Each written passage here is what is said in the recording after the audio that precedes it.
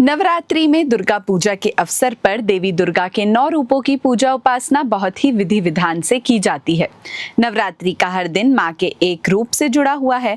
कहा जाता है कि माँ दुर्गा का हर रूप हर महिला के अंदर होता है। आज की वीडियो में हम जानेंगे कि कैसे माता रानी के 9 रूप एक महिला के जीवन को दर्शाते हैं। सर्वप्रथम माँ शैलपुत्री। देवी माँ का पहला रूप शैलपुत्री है। इन्हें हिमालय की बेटी भी कहा जाता है। माना जाता है कि जैसे हिमालय पर्वत शक्तिशाली और मजबूत है, उसी प्रकार शैलपुत्री का रूप भी शक्तिशाली और साहसी है। माता रानी का यह रूप हर महिला के जीवन के शुरुआती दौर को दर्शाता है। दूसरा रूप माँ ब्रह्मचारिणी। माता पार्वती ने भगवान शिव से शादी करने के लिए जिस तरह से कठोर तपस्या की थी, उसी प्रकार अगर एक महिला चाहे तो अपने शांत व्यवहार से किसी को भी अपना बना सकती है। स्त्री की कौमार्य अवस्था तक का समय माँ ब्रह्मचारिणी के रूप को दर्शाता है। तृतीय स्थान पर है माँ चंद्रघंटा। माता का यह रूप क्रोध का है, लेकिन इसी के साथ साथ यह कल्याणकारी भी है।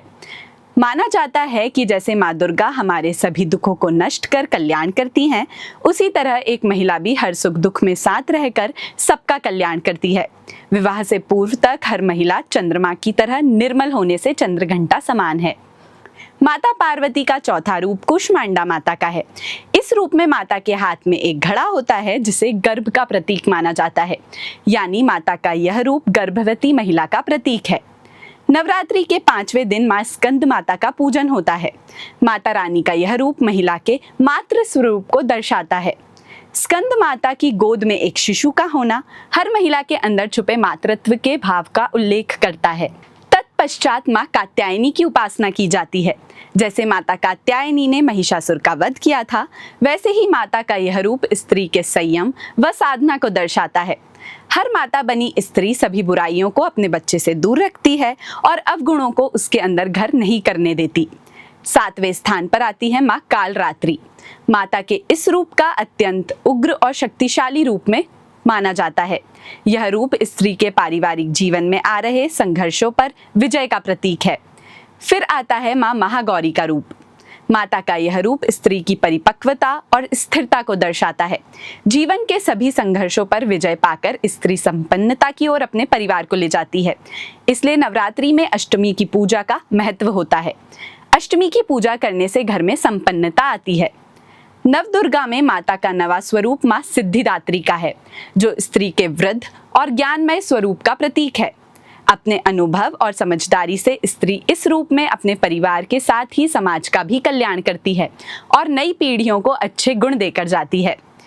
नवरात्रि उस परम शक्ति का आवाहन करने का अवसर है जो हमारे जीवन को शांति और समृद्धि से भर दे। देवी माँ नारी सशक्तिकरण का प्रतीक हैं और यह दर्शाती है कि एक सशक्त नारी जागृत होने पर क्या क्या कर सकती है। नवरात्रि के दौरान दुर्गा, लक्ष्मी और सरस्वती अर्थात त्रिदेवी की पूजा की जाती है। दुर्गा जीवन शक्ति का प्रतीक है, लक्ष्मी धन और सरस्वती ज्ञान का प्रतीक हैं। ये तीनों ही मानव जीवन के लिए अत्यंत आवश्यक हैं। हमारे पूर्वजों ने धन, ज्ञान और जीवन शक्ति को देवताओं की बजाय देवियों का स्वरूप दिखाया है। यह प्राचीन काल में महिला के प्रति अत्यधिक सम्मान और महत्व को दर्शाता है। आज की वीडियो हमें बताती है कि कैसे सनातन धर्म में नारी को सर्वोच्च स्थान प्राप्त है। अगर आप ऐसी ही और जानकारियां चाहते हैं तो बने रहिए हमारे चैनल के साथ। धन्यवाद।